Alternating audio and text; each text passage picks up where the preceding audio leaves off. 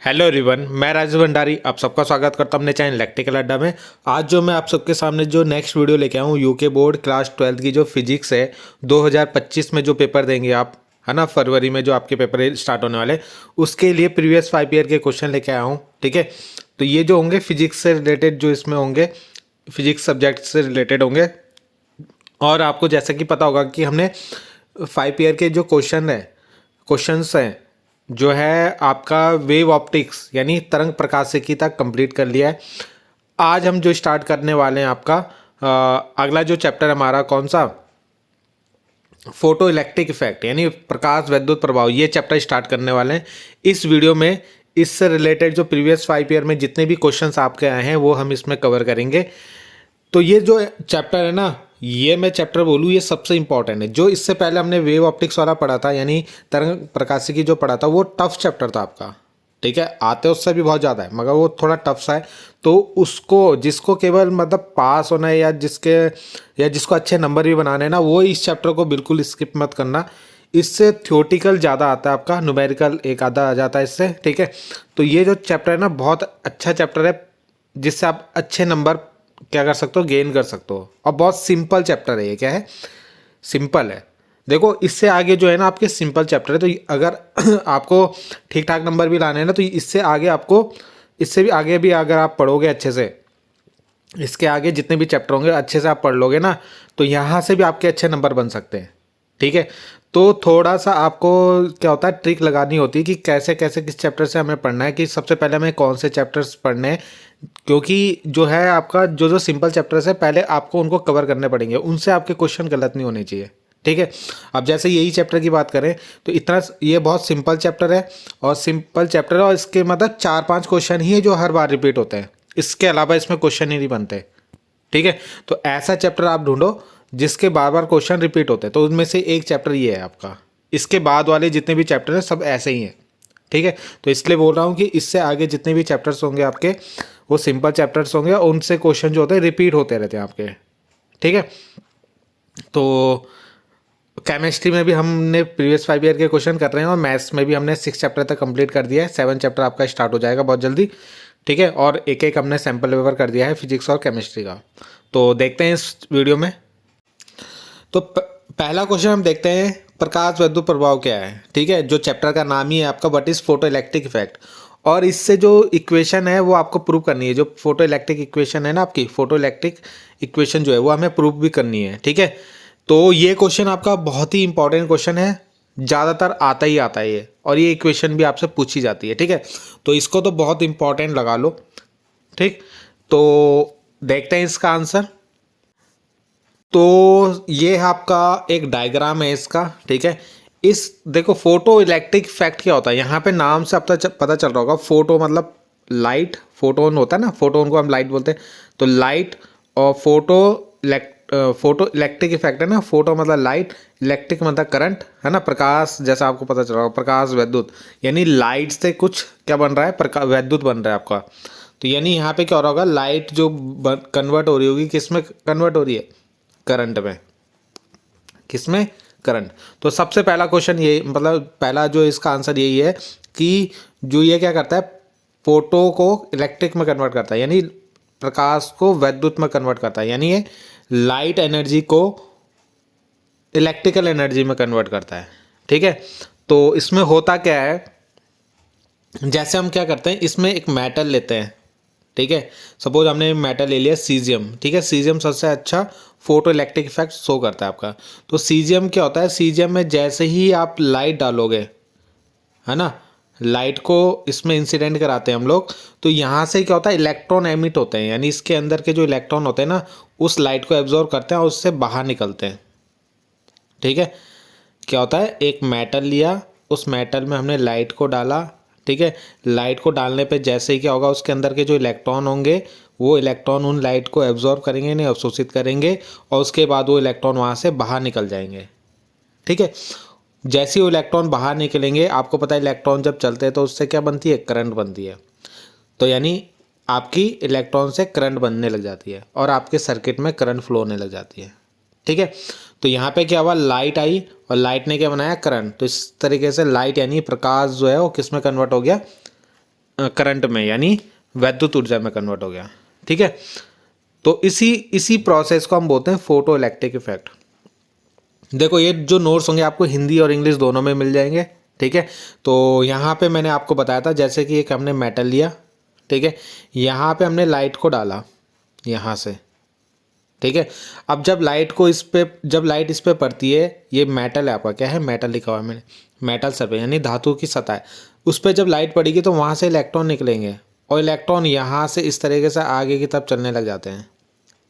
ठीक है, तो ये जो इलेक्ट्रॉन यहाँ पे चलते हैं तो उससे क्या होती है, करंट बनती है। करंट क्या होंगे, अगर इलेक्ट्रॉन इधर चल रहे हैं तो करंट अपोजिट डायरेक्शन में ऐसे प्लस से माइनस की तरफ जाएगी आपकी करंट। ठीक है, अब यहाँ पे एक चीज़ आपको थोड़ा सा सही करना है। मैंने यहाँ पे ये जो होगा ना इस साइड, ये जो माइनस वाला है इसको लिखना कैथोड, क्या लिखना, कैथोड। मैंने उस साइड लिख दिया इसको, ये होगा आपका कैथोड। और इधर वाला ना इसको कट करके एनोड लिखना, क्या लिखना, एनोड। ठीक है, कैथोड पे आपका मेटल होता है, क्या होता है यहाँ पे, ये मेटल जो है वो कैथोड पे लगा हुआ है और एनोड पे आपका क्या है, ये जो बैटरी का पॉजिटिव वो एनोड पे है और बैटरी का नेगेटिव आपका कैथोड पे है। ठीक है, तो इसको थोड़ा सा सही कर लेना आप लोग। ठीक है, ये कैथोड है और ये एनोड है। तो क्या होता है, जैसे ही यहाँ पे करंट, ये लाइट पड़ेगी तो यहाँ से इलेक्ट्रॉन निकलेंगे। ठीक है, इलेक्ट्रॉन जाके एनोड पे जाएंगे और उससे आपके क्या होगी, करंट इधर की तरफ फ्लो होने लग जाएगी। तो ये जो प्रोसेस होता है इसको फोटो इलेक्ट्रिक इफेक्ट बोलते हैं। ठीक है, तो कोई आपसे पूछेगा फोटो इलेक्ट्रिक इफेक्ट क्या होता है, तो सबसे पहले आप बोलोगे फोटो इलेक्ट्रिक इफेक्ट में क्या होता है, लाइट एनर्जी किसमें, लाइट एनर्जी इलेक्ट्रिकल एनर्जी में कन्वर्ट होती है। इसमें क्या होता है, किसी एक मेटल को लेते हैं यानी धातु को लेते हैं और उस पर करंट, लाइट को इंसिडेंट कराते हैं यानी लाइट उस पर डालते हैं, जिससे क्या होता है, इलेक्ट्रॉन इजेक्ट होते हैं। इलेक्ट्रॉन इजेक्ट मतलब इलेक्ट्रॉन बाहर निकलते हैं और इलेक्ट्रॉनों के कारण क्या होती है, करंट फ्लो होती है सर्किट में, यानी जो भी आपने सर्किट बनाया होगा। ठीक है, बाकी मैंने इसको बोला है, इसको कैथोड लिख देना और इस वाले को आप एनोड लिख लेना। ठीक है, अब देखते हैं इसकी डेफिनेशन। तो ये इसकी डेफिनेशन है, ये इंग्लिश में, आपको हिंदी में भी अभी दिखा दूंगा मैं आप लोगों को। तो यहाँ पे वही लिखा हो कि व्हेन ए फोटोन, है ना, ये मैंने मेटल बनाया है ना, धातु बनाया, इस पर एक लाइट आएगी। लाइट यानी फोटोन, आपको पता है लाइट जो होती है वो बंडल्स की फॉर्म में होती है यानी फोटोन्स की फॉर्म में होती है। ठीक है, तो जब ये फोटोन यहाँ पे इलेक्ट्रॉन से टकराएंगे, है ना, तो इलेक्ट्रॉन ये फोटोन को एब्जॉर्ब करेगा और एब्जॉर्ब करने के बाद यहाँ से बाहर निकलेगा। ठीक है, जिससे आपकी करंट बनेगी। तो यहाँ पे वही लिखा है, when a photon of light is absorb by a metal surface causing an electron to be release from the metal surface. तो वहाँ से क्या होता है, एक इलेक्ट्रॉन रिलीज होता है। ठीक है, तो यही यहाँ पे डेफिनेशन लिखी हुई है। जब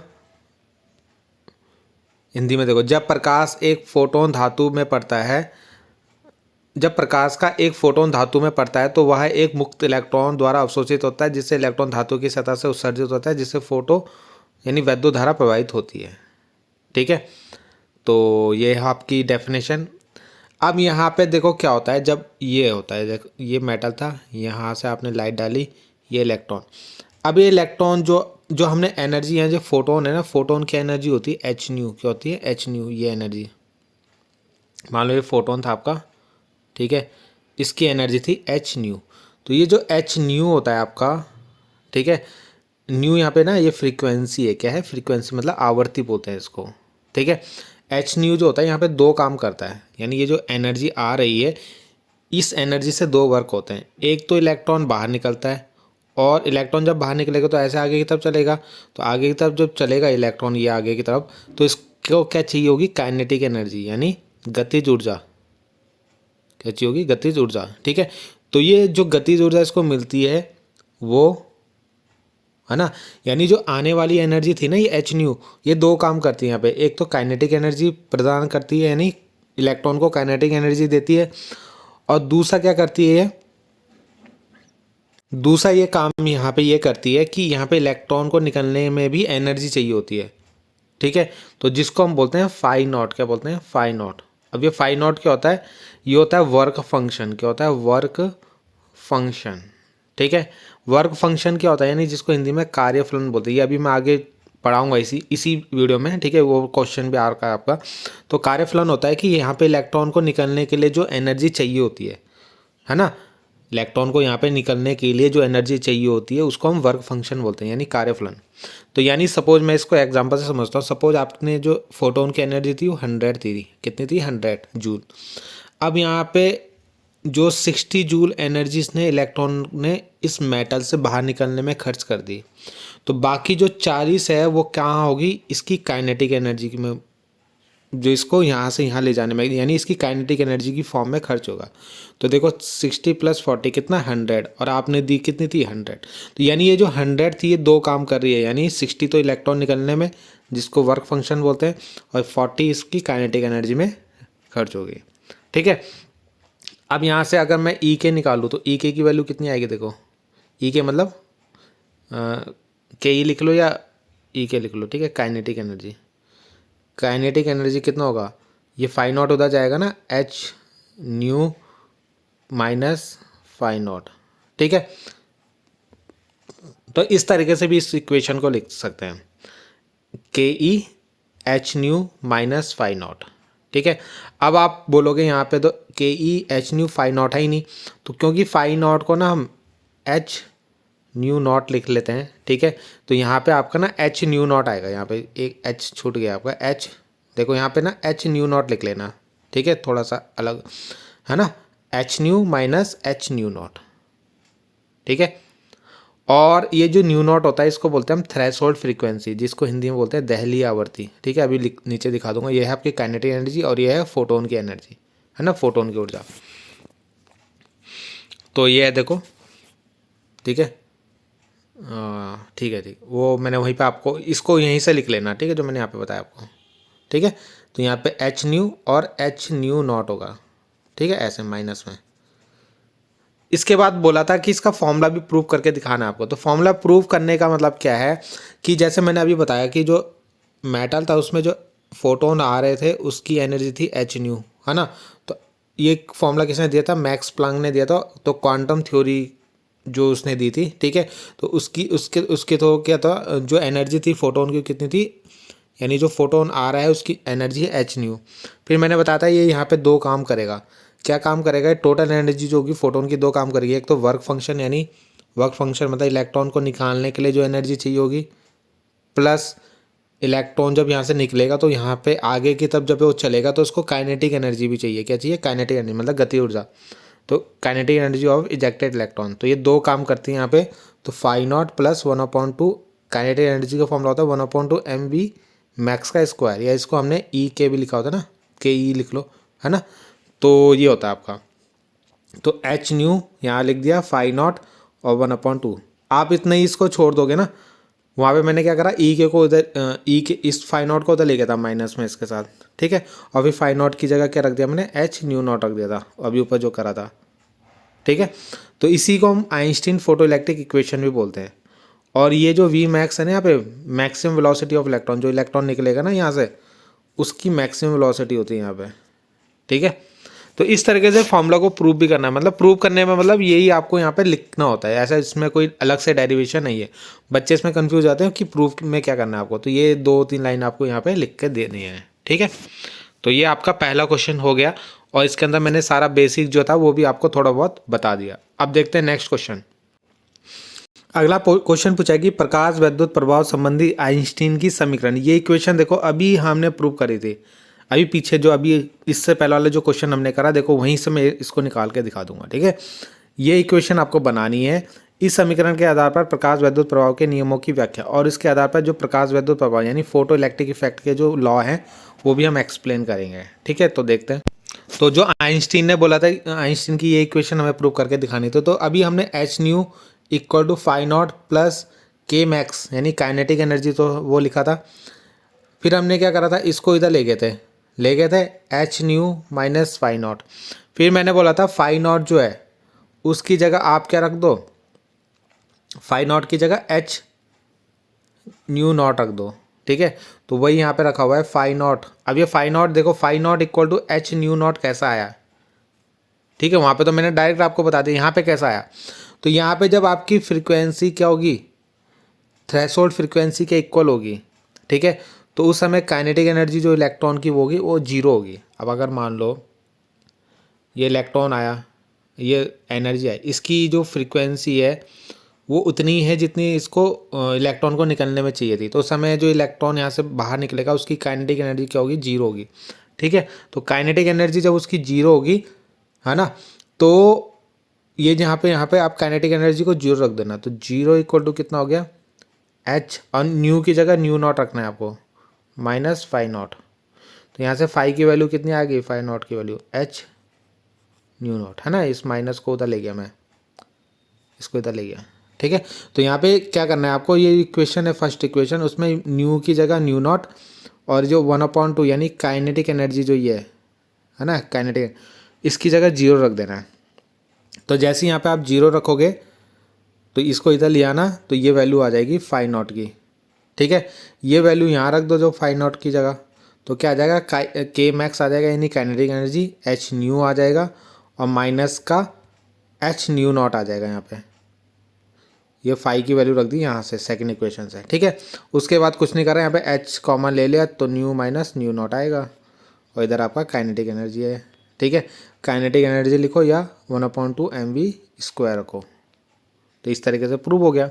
ठीक है, क्वेश्चन आपको दिख रहा होगा कि कितने तरीके से पूछा जा रहा है।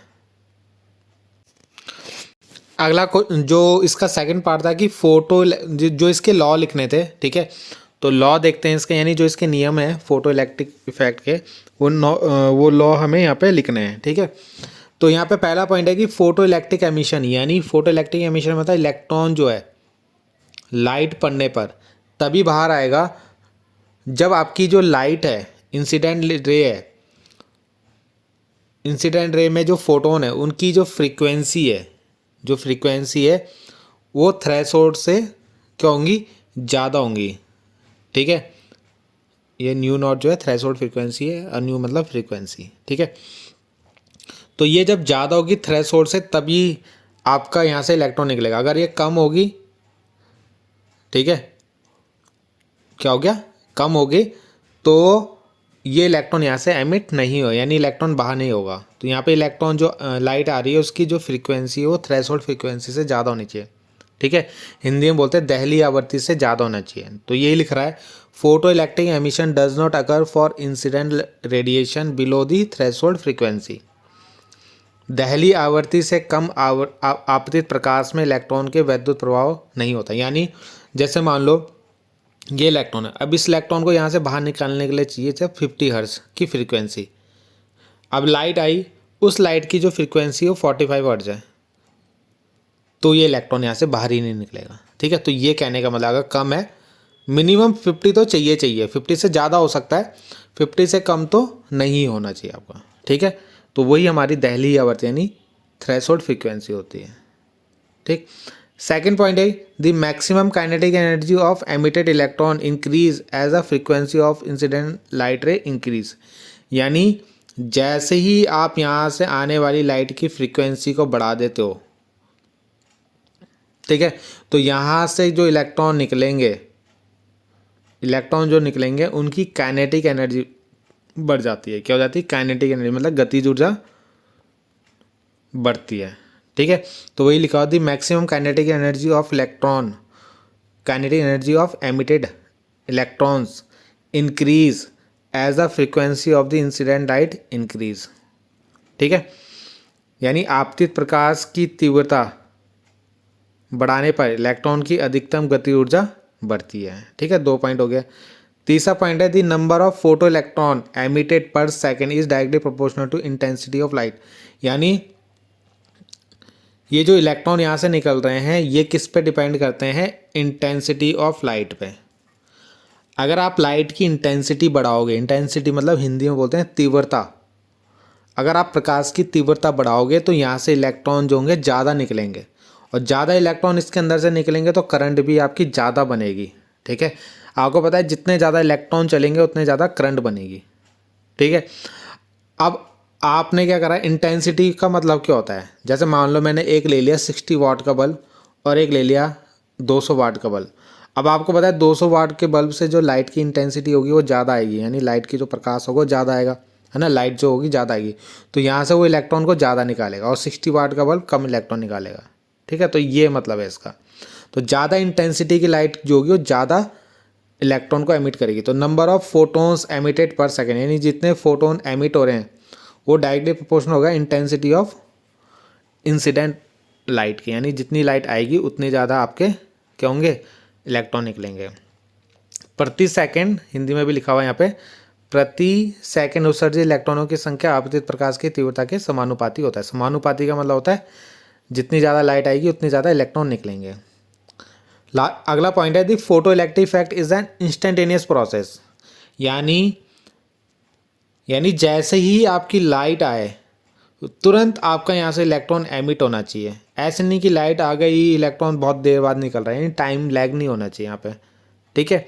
तो ये क्या होना है, तत्कालिक घटना है, तुरंत लाइट आई और तुरंत इलेक्ट्रॉन निकलेगा वह, ठीक है।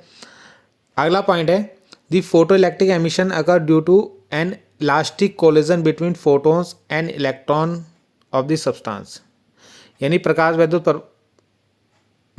वैद्युत उत्सर्जन पदार्थ में फोटोन और इलेक्ट्रॉन के बीच की टक्कर के कारण होता है। यानी यहाँ पे इलेक्ट्रॉन है और यहाँ से लाइट आ रही है, लाइट में आपको पता है फोटोन है और ये भी इलेक्ट्रॉन है, तो जब ये आपस में टकराते हैं तब जाके ये बाहर निकलता है, ठीक है। तो यही बोल रहा है कोलिजन के कारण ही ये फोटो इलेक्ट्रिक इफेक्ट आपका होता है, ठीक है। तो ये आपका ये क्वेश्चन भी कंप्लीट हो गया। नेक्स्ट देखते हैं। तो ये जो क्वेश्चन है प्रकाश विद्युत प्रभाव क्या है, ये तो हमने कर लिया फर्स्ट क्वेश्चन। इसके लिए कार्यफलन क्या होता है, कार्यफलन मतलब वर्क फंक्शन क्या होता है, और दहलीय आवृत्ति यानी थ्रेशोल्ड फ्रीक्वेंसी क्या होता है, ये वैसे मैंने आपको समझा दिया था वहाँ पे, तो दोबारा देखते हैं। और यही क्वेश्चन देखो यहाँ पे भी आया आपका कि कार्यफलन यानी वर्क फंक्शन से क्या समझते हो, तो वर्क फंक्शन में वहाँ पे समझा दूंगा तो इसी में हो जाएगा। और आइंस्टीन की प्रकाश विद्युत समीकरण को लिखिए, तो ये भी हमने लिख ली है वैसे आइंस्टीन की इक्वेशन, ठीक है। तो देखते हैं। तो पहले समझते हैं वर्क फंक्शन यानी कार्यफलन। तो जैसा कि आपको पता होगा कि मैंने अभी बताया था, जैसे कोई मेटल है, यहाँ पे इलेक्ट्रॉन है, ठीक है। अब आने वाला जो फोटोन है उसके पास है एनर्जी 100 जूल, ठीक है। अब मगर इस इलेक्ट्रॉन को यहाँ पे बाहर निकलने के लिए जो एनर्जी चाहिए, एक मिनट है, 100 जूल है। अब इस इलेक्ट्रॉन को यहाँ पे बाहर निकलने के लिए चाहिए 110 जूल। तो क्या ये इलेक्ट्रॉन अब बाहर निकलेगा? नहीं निकलेगा ना, क्योंकि आने वाले प्रोटॉन के पास एनर्जी वो 100 है, मगर इस इलेक्ट्रॉन को बाहर निकलने के लिए चाहिए 110 जूल।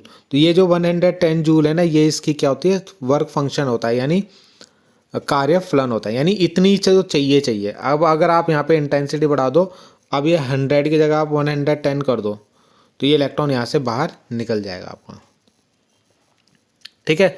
तो यहाँ पे the work function is the minimum amount of energy, यानी कम से कम energy required to eject an electron from a metal surface, यानी इलेक्ट्रॉन को बाहर निकालने के लिए आपको जो मिनिमम एनर्जी चाहिए, यानी न्यूनतम एनर्जी जो आपको चाहिए, उसी को हम वर्क फंक्शन, और इसको फाई से डिनोट करते हैं, ठीक है।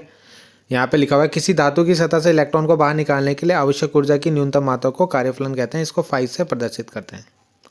तो ये सिंपल सी डेफिनेशन है। देखो अगला है थ्रेशोल्ड फ्रीक्वेंसी। तो थ्रेशोल्ड फ्रीक्वेंसी भी यही होती है, मिनिमम फ्रीक्वेंसी जो इलेक्ट्रॉन को निकलने के लिए चाहिए, यानी जो इलेक्ट्रॉन है, अब जो लाइट आएगी उसकी कुछ ना कुछ तो फ्रीक्वेंसी होगी। अब ये फ्रीक्वेंसी हमेशा थ्रेशोल्ड फ्रीक्वेंसी से ज़्यादा होनी चाहिए। जैसे इस इलेक्ट्रॉन को यहाँ से निकलने के लिए 50 हर्ट्ज चाहिए, अब ये जो लाइट आ रही है इसकी फ्रीक्वेंसी 50 हर्ट्ज से ज़्यादा होनी चाहिए, ठीक है, 50 हर्ट्ज से ज़्यादा होनी चाहिए। अगर 50 हर्ट्ज से ज़्यादा होगी तब ये इलेक्ट्रॉन यहाँ बाहर निकलेगा, अगर नहीं होगी तो इलेक्ट्रॉन बाहर नहीं निकलेगा आपका, ठीक है। तो फाई नॉट को हम एच न्यू नॉट भी लिखते हैं यहाँ पे, ठीक है। एच न्यू नॉट जो है ना, यही आपके यहाँ पे थ्रेशोल्ड फ्रीक्वेंसी यानी दहली आवृत्ति है। तो प्रकाश की न्यूनतम आवृत्ति जो इलेक्ट्रॉन को सतह से बाहर निकालने के लिए आवश्यक होती है, धातु की सतह लिख देने से, ठीक है। और ये इसका फॉर्मूला हो गया। उसके बाद आइंस्टीन की जो इक्वेशन थी ये मैंने आपको स्टार्टिंग में बता दी थी, ठीक है। तो ये इक्वेशन वहाँ पे आप लिख लेना, जो इसका सेकंड पार्ट है ना इस क्वेश्चन का, उसमें ये आइंस्टीन की इक्वेशन लिख लेना आप लोग, ठीक है। अगला इस पे एक न्यूमेरिकल आया है, बहुत छोटा सा न्यूमेरिकल, कि सीजियम मेटल एक धातु है जिसका कार्यफलन मतलब वर्क फंक्शन मतलब फाई दे रखा है, और ये फ्रीक्वेंसी दे रखी है आपको, ठीक है। तो उससे निकलने वाले इलेक्ट्रॉन की गतिज ऊर्जा यानी काइनेटिक एनर्जी आपको निकालना है, ठीक है। तो फॉर्मूला मैंने आपको बताया था अभी, आइंस्टीन की इक्वेशन वहाँ से आ जाएगा। ठीक है। तो ये आपको फाई नॉट दे रखा था क्वेश्चन में और फ्रीक्वेंसी दे रखी थी। अब काइनेटिक एनर्जी का फॉर्मूला ये होता है, ठीक है। तो यहाँ पे आपको दिख रहा है कि जो फाई नॉट है वो तो क्या है, इलेक्ट्रॉन वोल्ट में दे रखा है यहाँ पे, ठीक है। और ये जो एच न्यू है, ये एच न्यू को कैसे करोगे, 6.626 इंटू 10⁻34 लिखोगे। और फ्रीक्वेंसी आपको दे रखी है 6 इंटू 10⁻14, ठीक है। अब इस पूरे को डिवाइड करा हमने 1.6 इंटू 10⁻−19 से। क्यों करा इससे डिवाइड, क्योंकि जैसे ही मैं इसको डिवाइड करूँगा ना इससे, तो ये भी जो आंसर आएगा इलेक्ट्रॉन वोल्ट में आएगा। क्या में आएगा, इलेक्ट्रॉन वोल्ट में। तो इलेक्ट्रॉन वोल्ट में बदलने के लिए ही हमने इतने से इसको डिवाइड करा, क्योंकि अगर आप इन दोनों को माइनस करना चाहते हो, बीच में आपने माइनस लगाया, तो ये दोनों इलेक्ट्रॉन वोल्ट में होने चाहिए, ठीक है।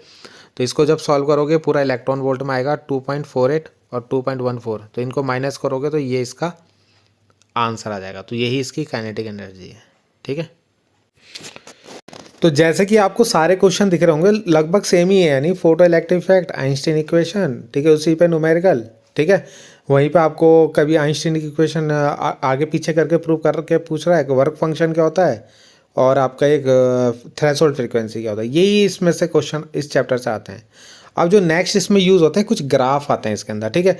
तो so the graphically intensity of light on photo electric effect, इस ग्राफ को मैं यहीं पे बढ़ा देता हूँ। जैसे जैसे आप लाइट की इंटेंसिटी को बढ़ाओगे, है ना, ये आपकी इंटेंसिटी है, इंटेंसिटी। तो जैसे जैसे आप लाइट की इंटेंसिटी को बढ़ाओगे तो यहाँ पे जो करंट होगी ना वो भी ज़्यादा बढ़ेंगी, है ना। तो जैसे कि आपको मैंने अभी बताया था, जैसे जैसे आपने 60 वाट का बल्ब लिया और एक 100 वाट का बल्ब लिया, 200 वाट का बल्ब लिया, तो यहाँ से लाइट ज़्यादा आएंगी, तो यानी इस केस में करंट ज़्यादा बनेगी, ठीक है। तो जैसे जैसे लाइट की इंटेंसिटी बढ़ाओगे करंट भी बढ़ेगा। तो इस तरीके से इसका ग्राफ बनता है, एक सीधी लाइन बना देना बीच में, ठीक है। तो ये हो गया आपका। अगला क्वेश्चन पूछा है कि if the frequency of incident light on cathode of photo cell is double, यानी आपने जो फ्रीक्वेंसी जो आ रही है लाइट की उसको डबल कर दिया। क्या कर दिया, डबल, ठीक है। मान लो पहले कितनी थी फ्रीक्वेंसी, पहले थी आपकी न्यू, अब जो सेकंड फ्रीक्वेंसी हो कितनी होगी, 2 न्यू हो गई, ठीक। तो क्या क्या चेंज, काइनेटिक एनर्जी में क्या चेंज आएगा, फोटो इलेक्ट्रिक करंट में क्या चेंज आएगा, स्टॉपिंग पोटेंशियल में क्या चेंज आएगा। स्टॉपिंग पोटेंशियल क्या होता है ये पता है आपको। तो इसको अगर मैं थोड़ा सा समझाऊँ आपका, जो हमने डायग्राम देखा था ना, तो हमने देखा था इधर था कैथोड, इधर था एनोड, ठीक है। इधर हमने माइनस लगा रखा, इधर हमने प्लस लगा रखा था, ठीक है। और यहाँ से आपके इलेक्ट्रॉन इस साइड जा रहे थे, है ना, इलेक्ट्रॉन धातु से निकल गए, मेटल से निकल गए। अगर मैंने यहाँ पे इसको उल्टा कर दिया, अब यानी इसको तो बना दिया नेगेटिव और इसको बना दिया पॉजिटिव, तो अब क्या होगा, ये जो इलेक्ट्रॉन यहाँ की तरफ आगे की तरफ जा रहे थे जिनसे आपकी करंट बन रही थी, ठीक है, अब इन माइनस बनने पे क्या होगा, ये इलेक्ट्रॉन जो है आगे की तरफ नहीं जा पाएंगे, क्योंकि इधर माइनस हो गया। अब इलेक्ट्रॉन पे भी माइनस होता है, ये भी माइनस हो गया, तो ये इलेक्ट्रॉन आगे की तरफ नहीं जा पाएंगे। तो जिससे क्या होगी, करंट आपकी धीरे धीरे कम होगी, ठीक।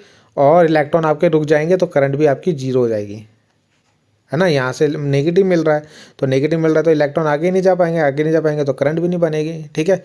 तो इसी को बोलते हैं हम स्टॉपिंग पोटेंशियल, जब हम एनोड को क्या कर देते हैं, नेगेटिव कर देते हैं, ठीक है। तो पहला पार्ट तो यही है। अभी हमने एक जगह पढ़ा था, देखो, फ्रीक्वेंसी बढ़ाने पे काइनेटिक एनर्जी बढ़ती थी आपकी। तो अगर आपने फ्रीक्वेंसी को ही डबल कर दिया तो काइनेटिक एनर्जी भी क्या हो जाएगी, डबल हो जाएगी।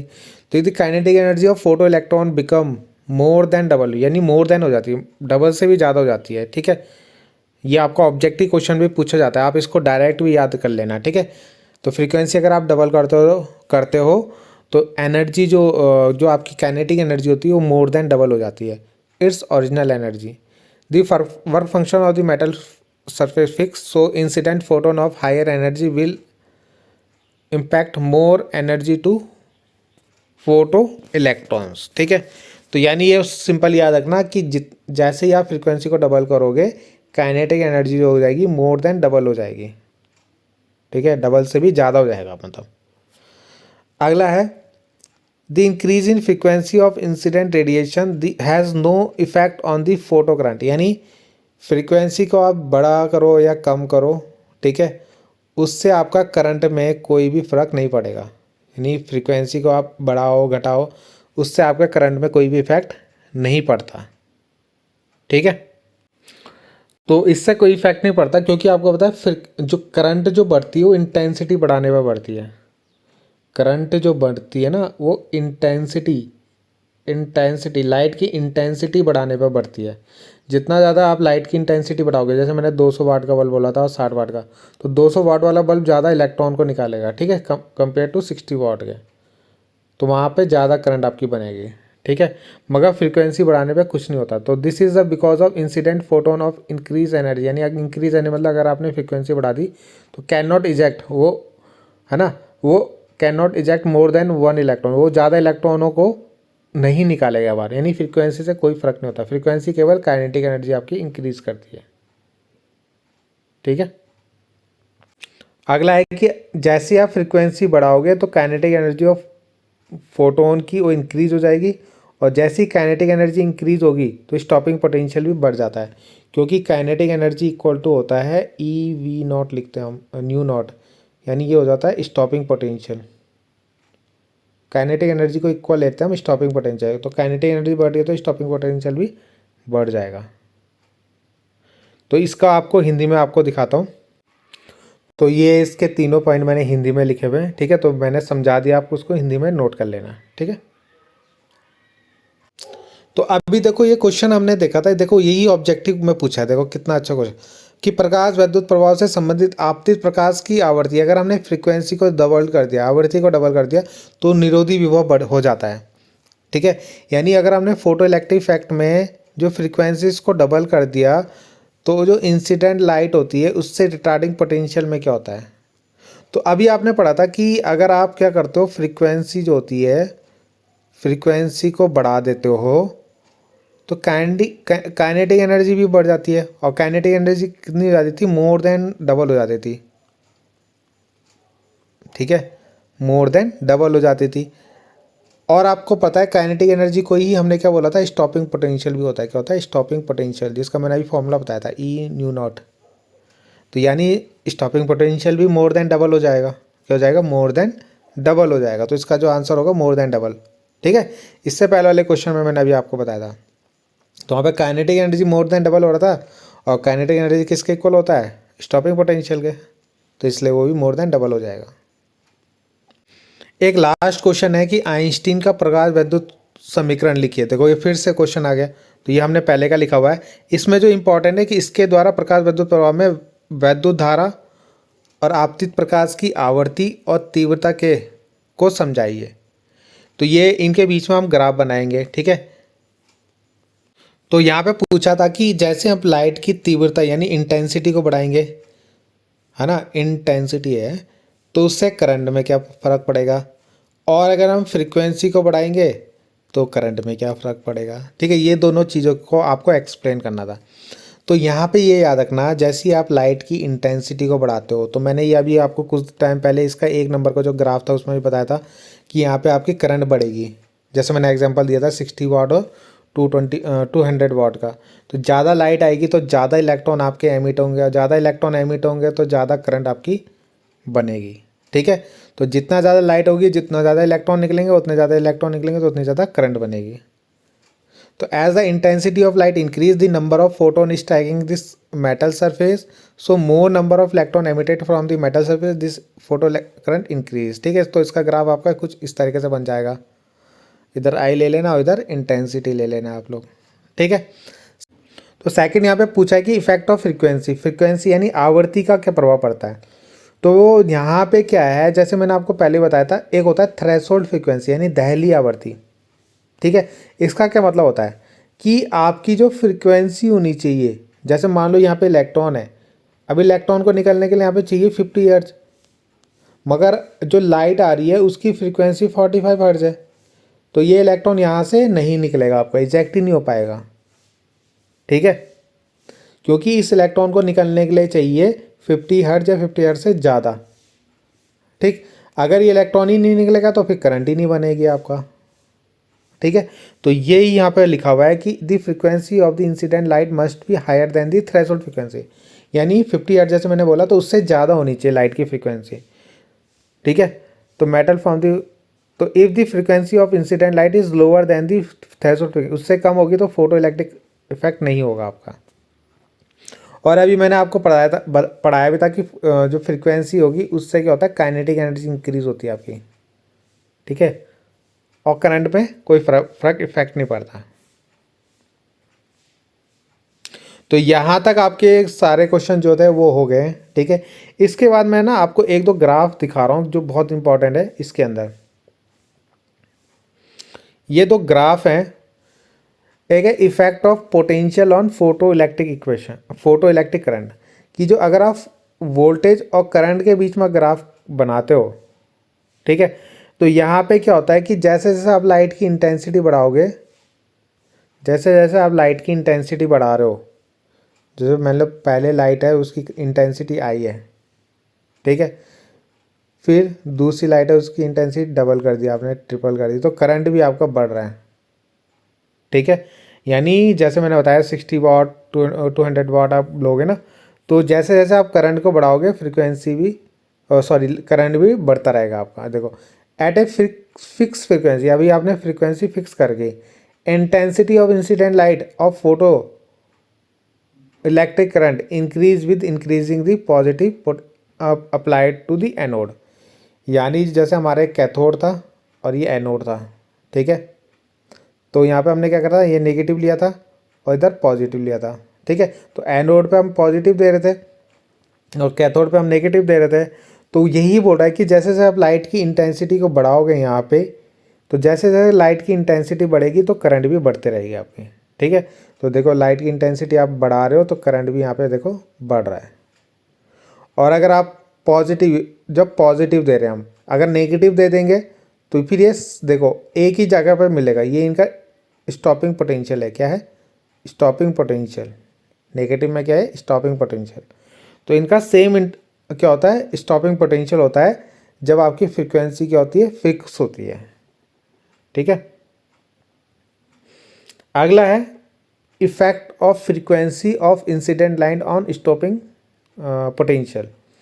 अब क्या है? इंटेंसिटी सेम है, देखो लाइट की इंटेंसिटी सेम है, इसको बोलते हैं हम सैचुरेटेड करंट, ठीक है। फिक्स इंटेंसिटी में, इससे पहले वाला जो था फिक्स फ्रीक्वेंसी में था। इस केस में जो इसका नेगेटिव पोटेंशियल होता है ना वो अलग अलग होता है, अलग अलग फ्रीक्वेंसी में अलग अलग होगा। जितनी ज़्यादा आपकी फ्रीक्वेंसी होगी उतना ज़्यादा आपका क्या होगा? स्टॉपिंग पोटेंशियल होगा। तो ये देखो ν3 जो मैंने लिखा हुआ है, इसकी फ्रीक्वेंसी सबसे ज़्यादा है तो इसका स्टॉपिंग पोटेंशियल सबसे ज़्यादा होगा, फिर इसका स्टॉपिंग पोटेंशियल, फिर इसका स्टॉपिंग, मतलब हिंदी में बोलते हैं निरोधी विभव, ठीक है। तो ये याद रखना कि जब आपकी फिक्स फ्रीक्वेंसी होती है तो उसका जो स्टॉपिंग पोटेंशियल होता है वो अलग अलग होता है और करंट सेम होती है, ठीक है। और यहाँ पे क्या होता है? अलग अलग इंटेंसिटी, जब फ्रीक्वेंसी फिक्स कर दिया आपने तो स्टॉपिंग पोटेंशियल इसका सेम होता है यहाँ पे, ठीक है। ये दो ग्राफ भी आप अच्छे से इसको पढ़ लेना, ठीक है। दो ग्राफ भी पूछा जाता है। तो इतने ही क्वेश्चन थे, देखो बहुत कम क्वेश्चन इस चैप्टर से आते हैं, बहुत अच्छा चैप्टर है और सिंपल चैप्टर है आपका, ठीक है। तो इसको कर लेना, बाकी मिलते हैं हम नेक्स्ट वीडियो में। तो थैंक यू।